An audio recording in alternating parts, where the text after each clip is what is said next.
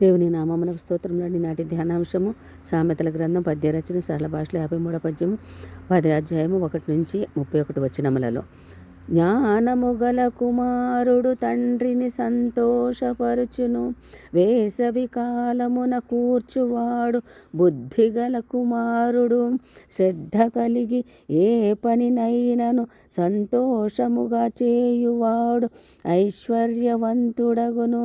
ప్రేమ దోషములన్నిటిని కప్పును, వివేకుని పెదవుల యందు జ్ఞానము కనబడును.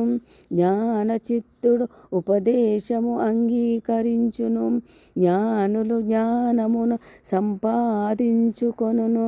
విస్తారమైన మాటలలో దోషముండక మానదు, నీతిమంతుని నోరు జ్ఞానోపదేశమును పలుకును.